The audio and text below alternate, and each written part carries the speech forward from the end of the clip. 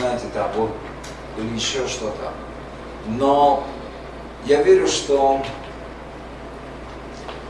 желание, вот, знаете, оно должно как сообразно с ревностью. Если вы когда-нибудь в своей жизни любили, вдруг так получалось, если когда-нибудь в своей жизни вы ревновали, кто из вас понимает, что такое ревность? Несколько людей понимают, что такое ревность. Друзья, вы себе даже представить не можете, что такое ревность. Божья ревность. Это не чувство спокойствия, хладнокровного разума. Это не чувство, когда ты спокоен и сидишь на месте, и ты так знаешь: аллилуйя, Господь. Ревность – это беспокойное чувство. Ревность – это когда ты не можешь сидеть на месте. Ревность, когда внутри тебя все возмущено, и ты готов действовать не на жизнь, а на смерть. И Бог не против ревности. Я не говорю о человеческой ревности. Потому что Писание говорит нам, вы знаете, что одно из имен Бога, Он ревнитель. Это записано буквально, где-то у меня я выписал, это записано в Исходе 34 глава. И там написано: ибо ты не должен поклоняться иному Богу, кроме Господа, потому что имя Его ревнитель. Он Бог ревнитель. И ревность – это состояние беспокойства. Это любовь, которая производит действие, направленное на защиту отношений. Вы понимаете? И на самом деле то, что двигало Иисусом Христом в Его жизни и служении, это ревность по Богу. Ревность по Его дому. Ревность, чтобы Божья воля, она исполнилась в жизни Иисуса и через жизнь Иисуса. Смотрите, притчи 6 глава, я просто вам дам это место Писания. Я хочу о том, что, сейчас я вам прочитаю это место Писания. Что-то звенит, да? Звенит, да? Притчи 6 глава. И я хочу прочитать это место Писания. Как описывает Библия ревность. 6 глава с 32 стиха. Кто же прелюбодействует с женщиной, у того нет ума. Тот губит душу свою, кто делает это. Побои и позор найдет он, и бесчестие его не изгладится. Потому что ревность – это ярость мужа, и не пощадит он в день мщения, не примет никакого выкупа и не довольствуется, сколько бы ты ни умножал даров. То есть Библия описывает ревность. Ревность нельзя заглушить. Помните, как в Песне Песней написано? Большие воды не потопят любви. То есть, вы понимаете, вот Бог желает, чтобы в каждом из нас поднялась эта ревность. Я не знаю вашего сердца. Я не могу видеть вашего сердца. Я не знаю, насколько вы любите Бога. Насколько вы готовы сегодня умереть за Него. Потому что Бог, друзья, Он достоин не только для того, чтобы мы посвятили Ему свою жизнь. Бог достоин того, чтобы мы посвятили Ему свою смерть. Полностью все. Очень часто мы думаем, что, Бог, вот я посвящаю Тебе то, что... И мы отдаем Богу то, что мы можем Ему отдать. Но когда Библия говорит о ревности, это больше того, что ты можешь отдать. Ты больше не принадлежишь себе. Внутри тебя пылает огонь, который пожирает тебя изнутри, и ты готов ради Бога для всего. Это беспокойное чувство. Я прочитаю еще раз. Ревность – это состояние беспокойства. Это любовь, которая производит действие, направленное на защиту отношений. Аллилуйя. И, друзья, вот эту проповедь я посвящаю не всем сидящим здесь.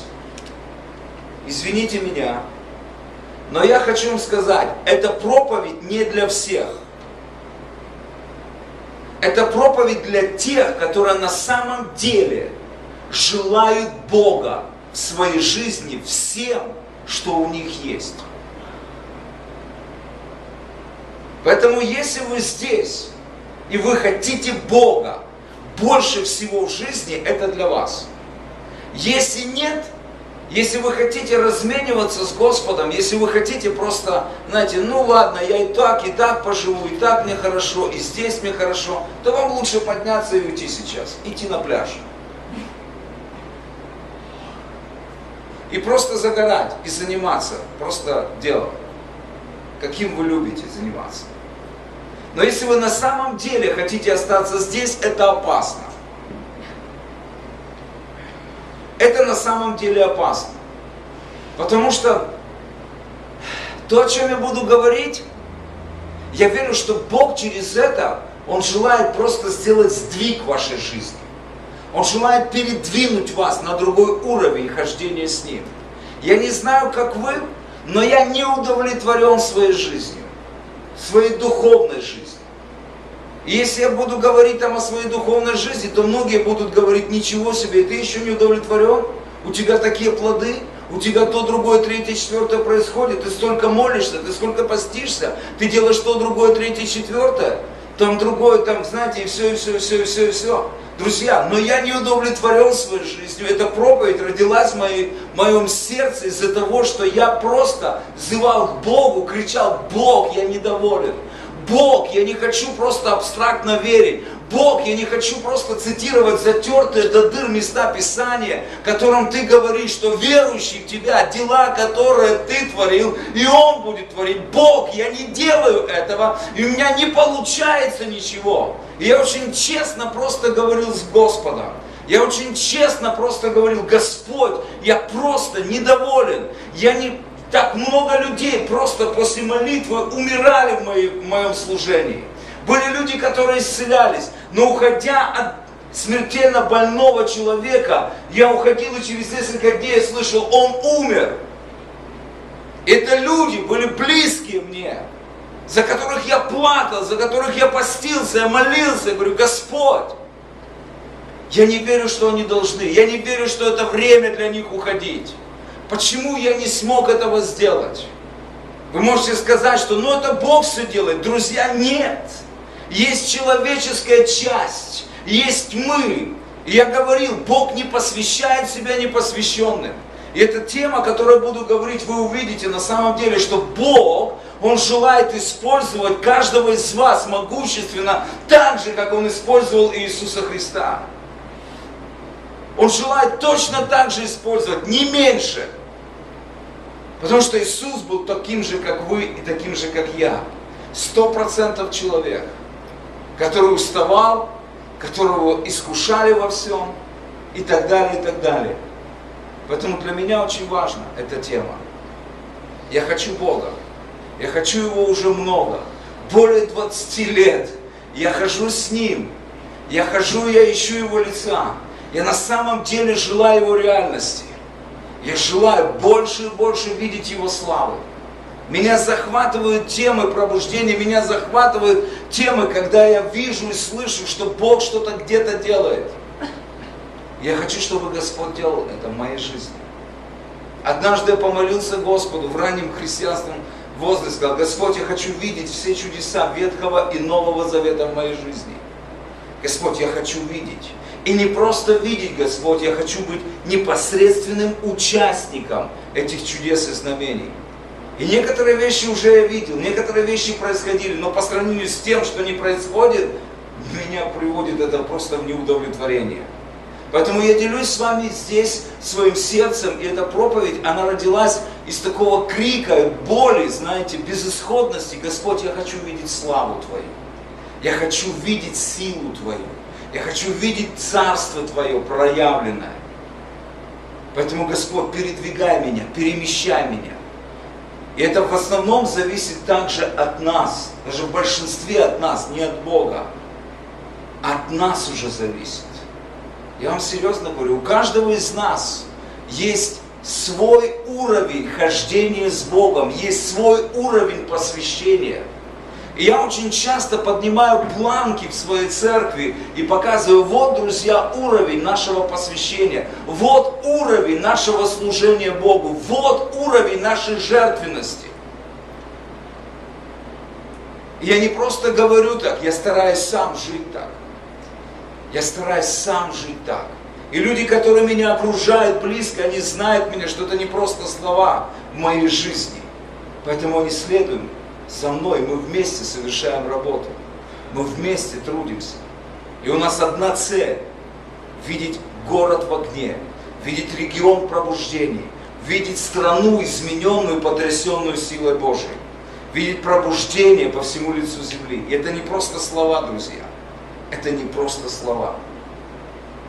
Но я заметил, что так много людей, которые думают так же. Так много людей, которые думают так же. Так много людей, которые готовы идти так же.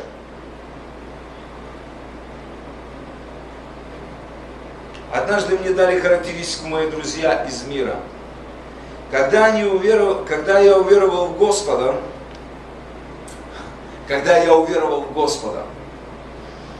и они об этом услышали, они сказали: о, он стал верующим, ты смотри.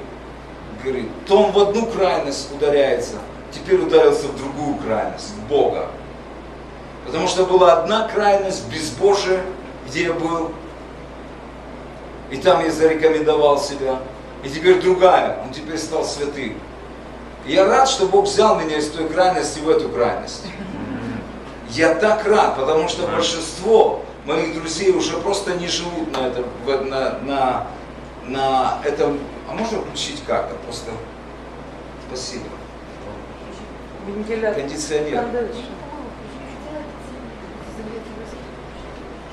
Jesus. Потому что буду...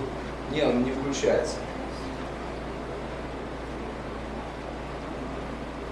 Ладно, друзья, хорошо.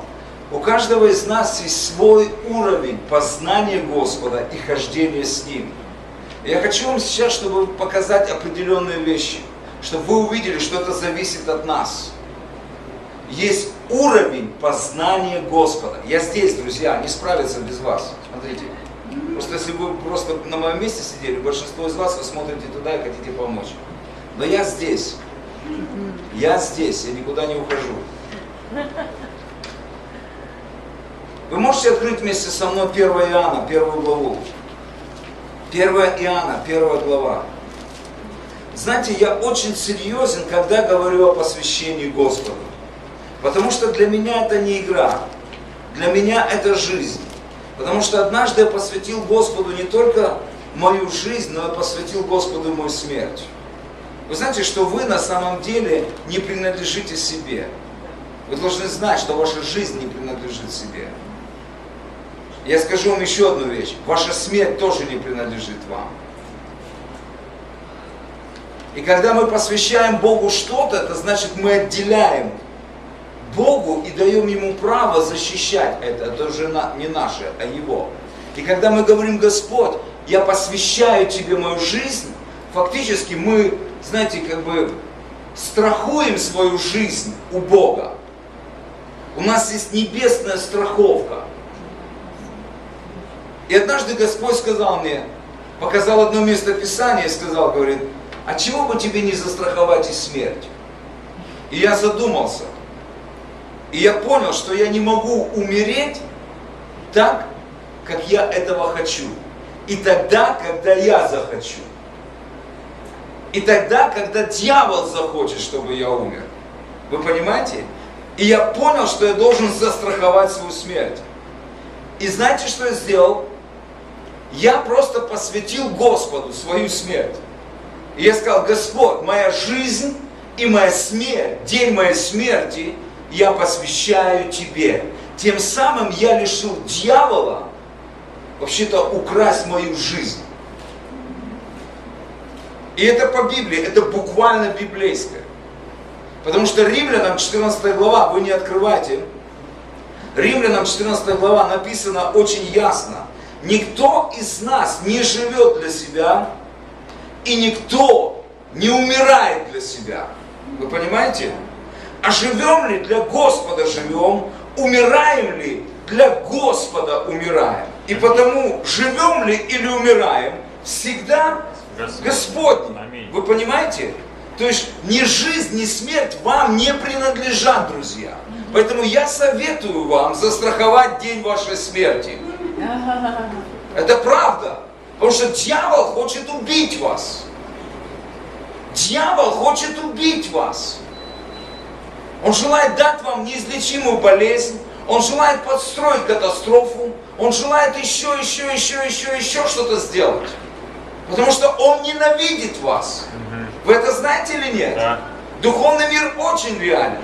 И когда Бог мне проговорил через это место Писания, я говорю: Господь, не вопрос. Я посвящаю Тебе не только мою жизнь, но я посвящаю Тебе и мою смерть. Тем самым я лишил дьявола вообще всяких намерений на мою судьбу. Все. Посмотрите это место Писания. Оно соответствует тому, что я говорю.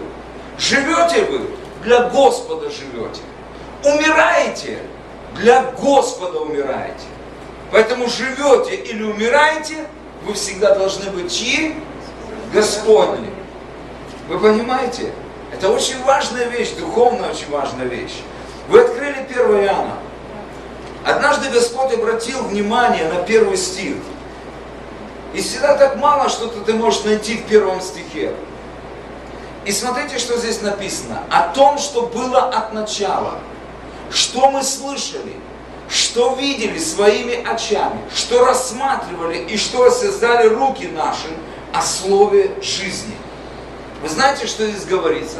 Здесь говорится о 4 уровнях хождения с Богом, о 4 уровнях близости с Богом. Это очень реально. На каком уровне вы сегодня? На каком уровне я сегодня? Но буквально Иоанн, он говорит об слове жизни, он говорит о Господе Иисусе. Он говорит: однажды мы услышали о Нем. Однажды мы услышали о Нем. Однажды мы услышали о Нем. Вы понимаете? Это было однажды. Мы услышали о Нем. Еще раз. Сын мой. Я услышал. Вы понимаете? Я услышал о Господе. Я услышал, что кто-то, это первый уровень нашего хождения, первый уровень познания Бога, близости с Богом, когда мы услышали. Знаете, что потом произошло? Следующий уровень. Мы видели Его своими глазами. Он проявился. И вы можете видеть просто. Вы увидели Господа, вы увидели Его благодать, благоволение, вы пережили это все. Вы понимаете? И вы будете такие счастливые. Однажды вы услышали о Нем, потом вы пережили, просто вы увидели Его. Но следующее, что говорит Иоанн, он говорит: мы рассматривали Его. Вы понимаете, что расстояние между Господом и вами сокращается. И когда Писание говорит рассматривать, это не смотреть издалека, это видеть. Подойди сюда, пожалуйста. Это буквально рассматривать, это близость, когда ты уже смотришь и ты видишь цвет глаз, когда ты видишь морщинки, когда ты видишь все на этом лице. Это совсем другой уровень познания Бога. Это очень серьезно. Вы смеетесь, друзья, но вопрос: где вы сейчас? Где вы сейчас? Где вы сейчас? Что в вашем сердце? Потому что на самом деле Иоанн говорит, что последний уровень — это когда мы осязали Его, мы прикасались. Обними меня. Когда Он прикасается, когда Он обнимает тебя. Это совсем другие переживания, друзья, Бога. 4 уровня близости с Богом. Где вы сегодня? Где вы сегодня? Где я сегодня? Вы понимаете? Или вы только слышите о Нем, что Он делает где-то что-то, что Он делает в вашей жизни. Вы знаете Его, вы осязаете Его, вы знаете, какой Бог. Или вы, может быть, вы просто видели Его в жизни других людей. Или вы уже дошли до того, что вы рассматриваете, у вас такие близкие отношения с Ним. Вы понимаете Его, вы знаете, какой Бог. Или вы переживаете Его всем своим естеством.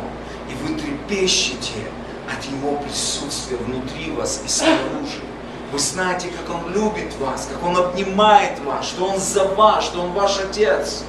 Где вы сегодня? Где вы сегодня?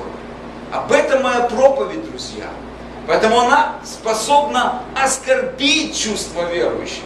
И я не буду извиняться за это, друзья. Вы понимаете? Потому что иногда нам нужно кто-то, чтобы взял, пришел и потряс нас. Кто-то просто потряс, сказал: очнись. Это не говорится, что, знаете, на Украине или в России там все пробужденные, там все такие вот, а вот вы, канадцы, наелись там, и вы присытились, у вас там денег лучше, у вас все лучше. Нет, это духовные вещи. Это не вопрос состояния, это не вопрос страны, это вопрос отношений с Богом. Потому что Бог одинаков, что на Украине, что в Канаде. Дьявол одинаков, что на Украине, что в Канаде. Вопрос, мы где? Вопрос, мы где? В планах ли мы Бога? Что с нашим сердцем? Действительно ли нас двигает ревность по Богу? Отдаемся ли мы Богу на все 100%? Потому что Христос однажды умер за вас на 100%. И Он требует от нас посвящения на 100%. Не на 50, друзья, не на 90, на 100. Это не говорится, что сегодня вы посвятите Ему жизнь на 100. Нет, Бог знает на самом деле. Он влечет нас узами любви в это посвящение. Он влечет нас узами любви в это посвящение. Но вопрос, что в нашем сердце? Чего мы хотим? Поэтому я бы хотел останавливаться на определенных пунктах. Если вы хотите реальности Бога в вашей жизни, тогда это для вас. Евангелие Иоанна, 2 глава. Иисус приходит в храм.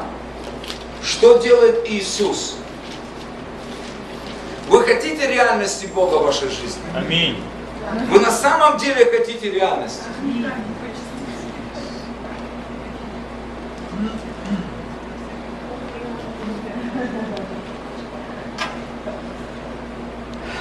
Тогда слушайте.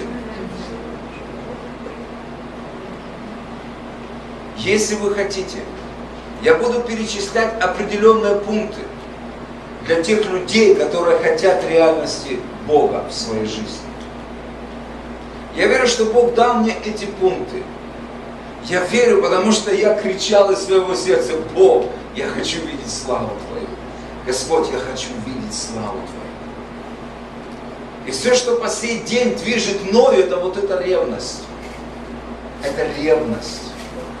Я не знаю, что такое быть холодным, я не знаю, что такое быть теплым до сих пор. Бог сохранил меня из-за этой ревности, потому что я хочу Его. Я не хвалюсь, друзья. Вам просто нужно будет знать меня. Вам просто нужно было бы знать меня в моей жизни, в моем служении.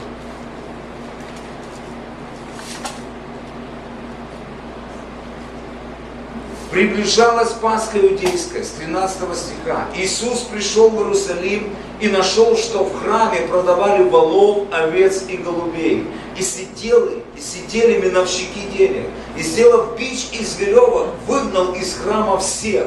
Также и овец, и волов, и деньги у миновщиков рассыпал, а столы их опрокинул, и сказал продающим голубей: возьмите это отсюда, и дома отца моего не делайте домом торговли. При этом ученики его вспомнили, что написано: ревность по доме твоем сжигает буквально в оригинале написано «сжигает меня». Сжигает меня. Это говорится об огне внутри, о ревности внутри. Вы понимаете? Что произошло на самом деле? Друзья, и поймите, ничего криминального эти люди не делали. Нам нужно немножко знать историю. Вообще-то эти люди ничего криминального не делали. Потому что это было установлено Моисеем еще, когда была построена скиния, потом храм. Это было установлено Моисеем, чтобы люди, которые приходили, евреи, которые приходили из разных, которые в рассеянии, из разных стран, у них не было валюты для того, чтобы купить. То есть они не шли со своими жертвенным животным, у них не было, возможности, поэтому при храме были люди, которые торговали голубями, и все. И там был обменный пункт, exchange. То есть ты приносишь свою валюту, меняешь ее на живую жертвенную овцу и так далее, и так далее. То есть это было установлено. Поэтому Иисус, очень важно понять, что это и должно было быть. Но Иисус увидел, это очень тонкая грань, друзья. Иисус увидел одну вещь, что со временем, потому что храм был предназначен для поклонения Богу, а все остальное было вспомогательным для того, чтобы люди пришли и поклонились Богу. Но со временем поклонение стало формальным, а все начали просто наживаться на том, чтобы все. И вместо того, акцент сместился, все, что было для Бога, теперь начало все, что для людей было удобно. Вы понимаете? Все, что было для Бога, потому что храм был для Бога, место поклонения. Теперь все давайте сделаем удобно для людей, чтобы потом еще наживаться на этом. Вы понимаете? Иисус увидел эту тонкую грань. Друзья, и знаете, что Он сделал? Он взял бич, Писание говорит, и я думаю, Иисус выглядел не таким, как его рисуют библейские истории. Когда добрый пастор с овечкой такой на плечах, он несет такой весь, я думаю, что Иисус и то, что выглядело, то, что выходило из Иисуса, его взгляд, вообще его действие, это был муж, которому лучше не попадаться под горячую руку. Потому что никто не мог остановить его.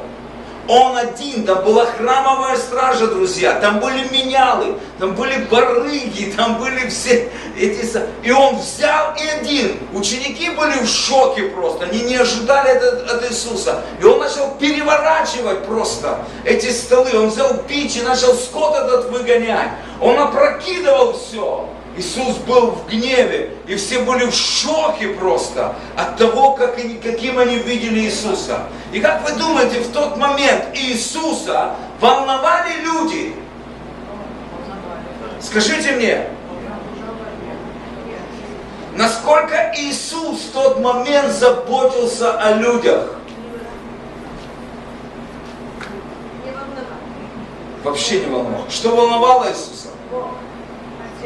Место поклонения, место Божьего присутствия, Божий храм волновал Иисуса. Поэтому пункт номер 1. Если вы хотите иметь реальность Бога и Его Царства в вашей жизни, перестаньте угождать людям. Перестаньте угождать людям. Есть большая разница, друзья, служить людям и угождать людям. Это тонкая грань. Это тонкая грань. Иногда мы такие щепетильные, нам нужно, мы же людей должны любить, мы должны просто то, другое, третье, четвертое, пятое, шестое. И мы все, знаете, правильно гладим. И просто мы не понимаем одну вещь, что если вы хотите реальности Бога, вы должны быть бескомпромиссны. Не имеет значения, кто перед вами, не имеет значения, что перед вами. Вы понимаете? Вы говорите истину в любви. И не имеет значения, огорчится этот человек или не огорчится этот человек. Вы любите его. Но поступок, который он делает, вы не соглашаетесь с ним. он противоречит. И вы не боитесь, что этот человек оставит ваше общение, он уйдет и хлопнет дверью. Нет, вы ревнуете о Доме Божьем. Аминь. Вы понимаете? И апостол Павел сказал, если бы я и по сей день угождал людям, я не был бы рабом Иисуса Христа. Вы понимаете? Но когда мы смотрим на жизнь и служение апостола Павла, он любил людей, но он говорил истину. Поэтому если вы на самом деле хотите, это первый пункт, иметь реальность Бога в вашей жизни, перестаньте угождать людям. Угождайте Богу.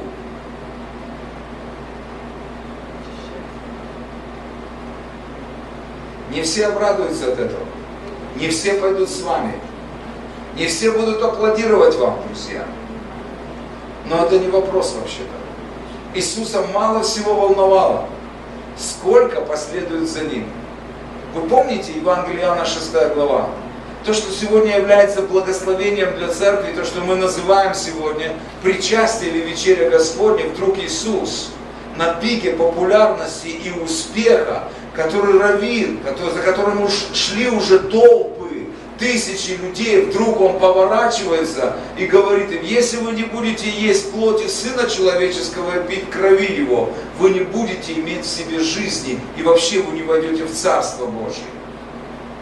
Что такое для еврея сказать, есть человеческую плоть и пить человеческую кровь?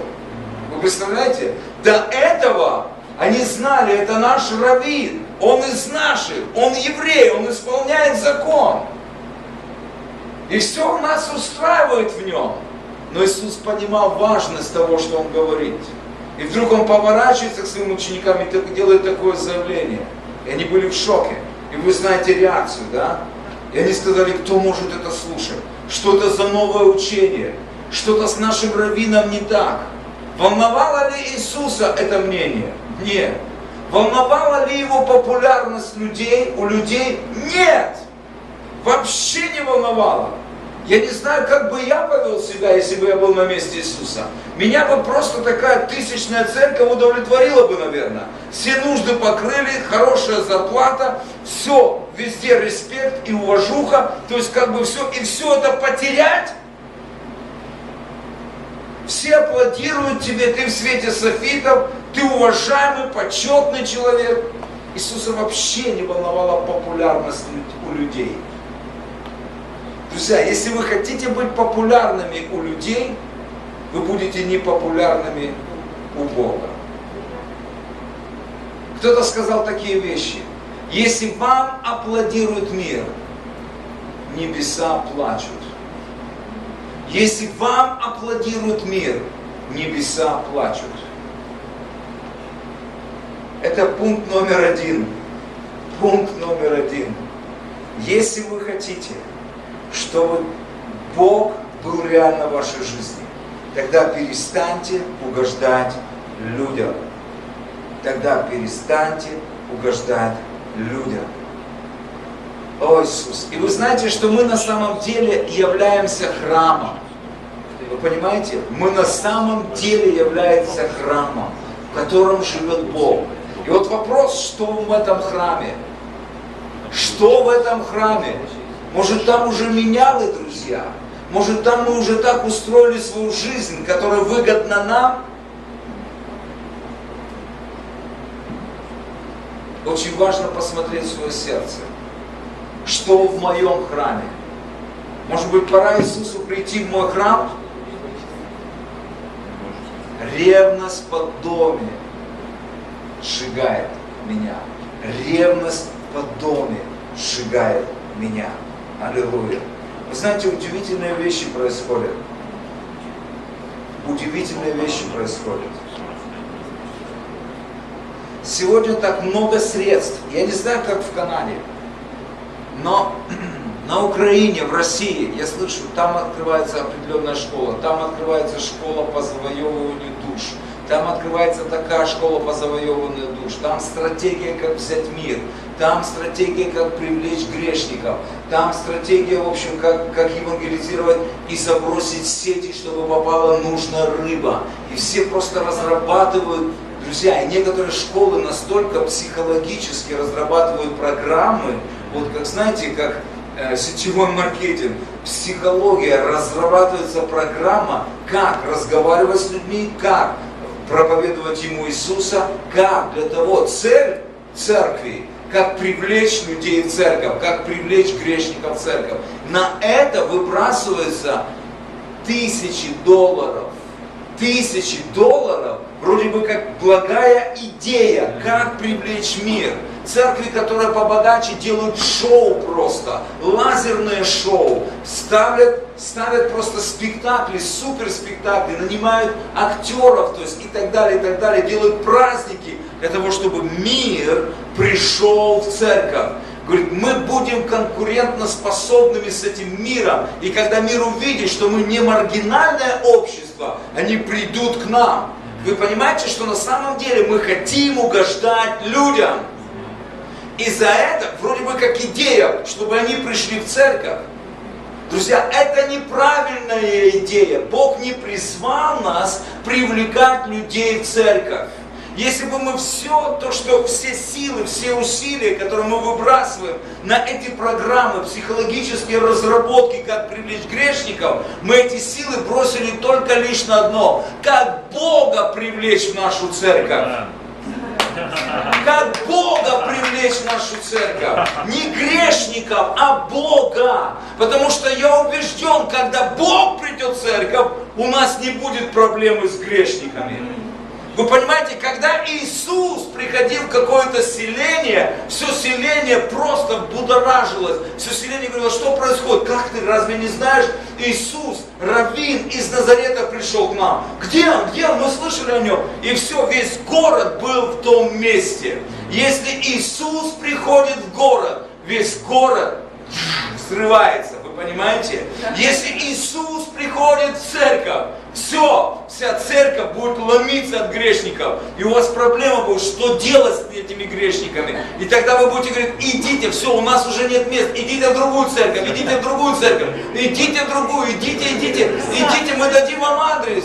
Вы понимаете? Но больше сюда не заходите, у нас нет мест. Вы понимаете, когда Иисус приходит, и это стоит недорого по финансам, но это стоит, друзья, вашей жизни. Это другое измерение. Это стоит вашей жизни. Это стоит ваших ценностей. Это стоит вашего комфорта, друзья.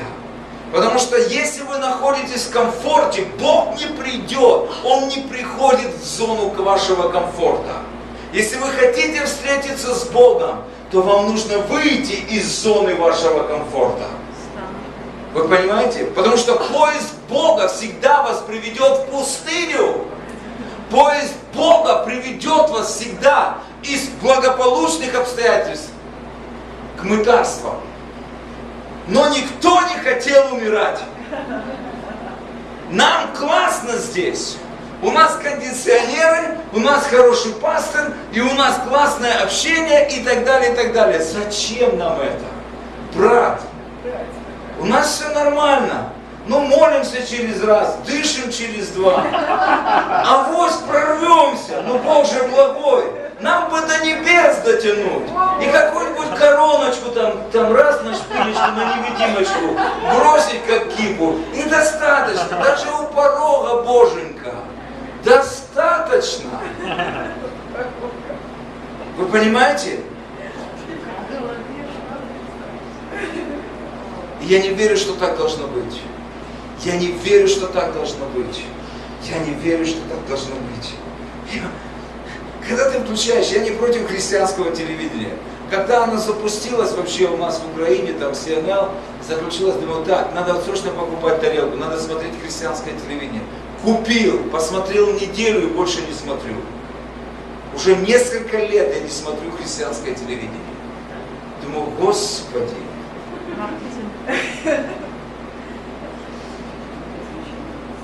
Знаете, в чем проблема, друзья? Я скажу вам, И я тоже с этой категории. Я не отделяю от себя. Вот что я заметил. Мы научились проповедовать лучше, чем Иисус Христос. Когда вы включаете телевидение, вы смотрите проповедников разных, они проповедуют лучше, чем Иисус Христос. Они герменевтику знают, они экзегетику знают, они знают, как на иврите, как на греческом слова, они знают богословие, они знают теологию, они щеголяют различными терминами, какими Иисус не щеголял. Ты смотришь, умный мужик. Друзья, я проповедую лучше, чем Иисус Христос. Я вам правду говорю, ваш пастор проповедует лучше, чем Иисус Христос. Ну, почитайте, какие примитивные рассказы говорил Иисус. И как мы глубоко копаем. Но это правда, друзья. Мы научились проповедовать лучше, чем Христос. Знаете, в чем беда? У нас нету того, что было у Христа. Вы понимаете, что Библия говорит Деяния 1:1. Написано, вот первую книгу написала тебе Феофил, что Иисус делал и чему учил. Вы знаете, где мы преуспели? В том, что мы учим. Мы учим, как правильно все нужно делать. Но то, что Иисус сделал, у нас не получается. Ну, в большинстве своем не получается. Зато мы можем объяснить, почему у нас не получается. И так красиво, что мы здесь ни при чем. Вы понимаете? Вот парадокс. А Библия говорит, вот что Иисус сделал и учил. Иисус делал и учил. Иисус учил и делал. В основном, что мы сегодня делаем? Мы учим. Мы полны учений. Церковь уже пухнет от учений просто. Не только пухнет, а и воздух портит еще. Потому что столько учений, что думаешь, Господи, где ты нахватался этого? Ты разве не слышал? Вот новый учитель поднялся. Я его увидел по телевизору, или я там был на конференции, или еще что-то. И больше смущения вообще-то. Это как один пастор позвонил мне с Беларуси. Да, нет, с России, извините. С России. Он позвонил ко мне и говорит, слушай, хочу идти с пасторства. Говорю, я не понял, в чем дело. А у него группа, церковь небольшая, человек 20. Говорю, в чем дело? Говорю, почему? А мы ездили туда с Пашей. Я говорю, что такое? Классный брат, классный пастор. Мы были на домашке, мы проповедовали в церкви там. Что случилось? Говорит, достали уже. Я говорю, а теперь рассказывай. Говорит, прихожу проповедовать, проповедую. В конце проповеди подходит один. Ты знаешь, брат, Александр Шевченко говорил по этому поводу не так, как ты проповедуешь.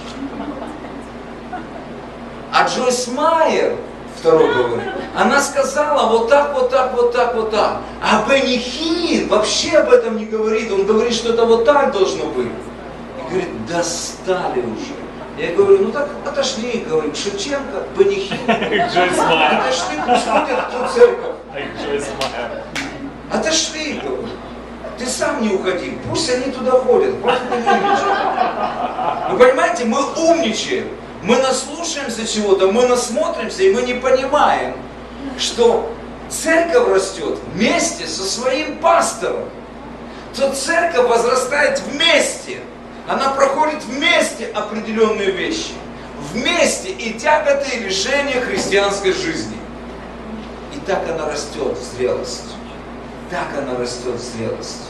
Вы понимаете? И люди наслушаются, и потом у них пучит просто. И все, что они делают, они портят воздух. Если вы прекрасно знаете, я не знаю, как вы, но, друзья, у каждого из вас есть свой рацион, к которому вы привыкли, и ваш желудок, правильно? И вы питаетесь. Утром овсянка, там, в обед там супчик там, или еще что-то, вечером что-то легенькое, ну так, блюдете себя. Да? И вдруг вы попадаете в другую среду, и там куча всего, и вы едите, шок для вашего желудка. И начинаются проблемы. Вздутие, непроходимости и разные неприятности. Ты думаешь, вроде бы как и пища, но непривычная. Вы понимаете, каждый день, поймите, это хорошо, извините за откровенность, может быть, но это жизнь. Но если перевести это на духовный уровень, вот 100, вот жизнь, куда Бог привел тебя, и ты питаешься каждое воскресенье, каждый четверг, каждую среду, ты питаешься пищей, ты питаешься, можно сходить, конечно, в гости, ну, десерты покушать там, не вопрос. Мы же не секта какая-то, ну, по крайней мере, мы.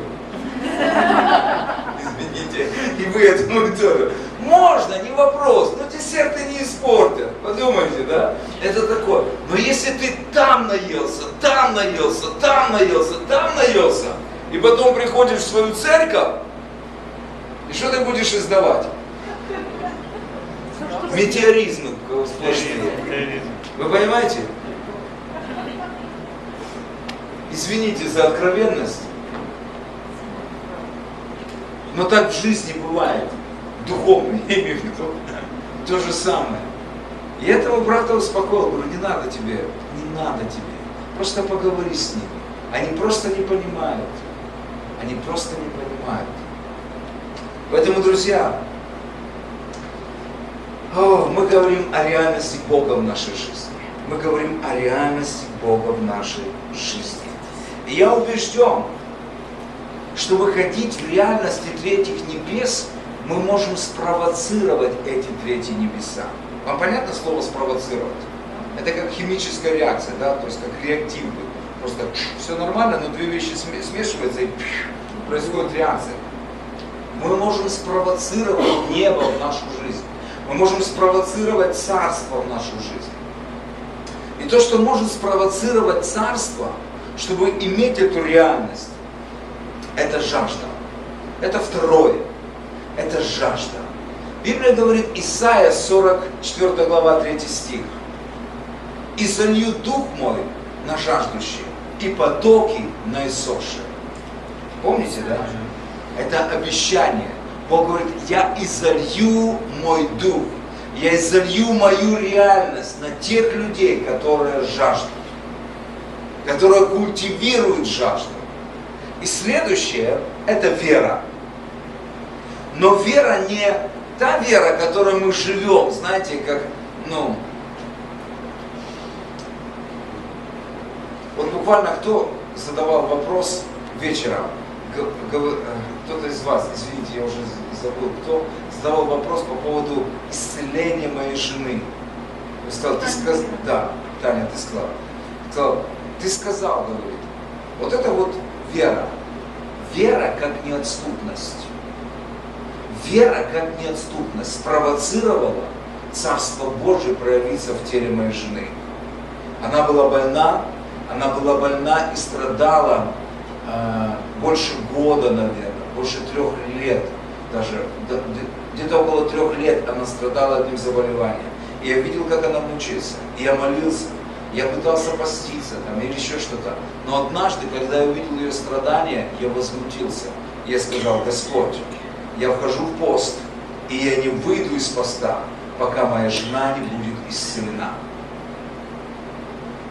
И я сказал это утром, вечером моя жена была 100% исцелена. Вера как неотступность. Это не вера, которой мы живем каждый день. Это вера, которая провоцирует небеса, которая меняет расписание. Вы понимаете? Это совсем другой уровень веры. Вера как неотступность. И есть пример в Библии. Евангелие Матфея, 15 глава. Вот это та вера сработала. Вера как неотступность. Это просто изнутри меня вышло. Бог, я настолько серьезен, нацелен, чтобы моя жена была исцелена. Я не отступлю, Господь. И Господь просто открыл небо. Хотя до этого мы молились. И Матфея 15 глава. Есть история. И вы помните эту историю, но может быть вы не знаете, что на самом деле происходило там. Женщина, хананиянка, она просто, поймите, она была язычница. Она была язычница. Я прочитаю эту историю. А вы знаете, что Иисус, Он говорил, когда посылал своих учеников, идите в города Иудеи, но к язычникам не ходите. Вы понимаете, что это не время язычников было? Это не время язычников было. Но эта женщина была язычница. И вот история какая.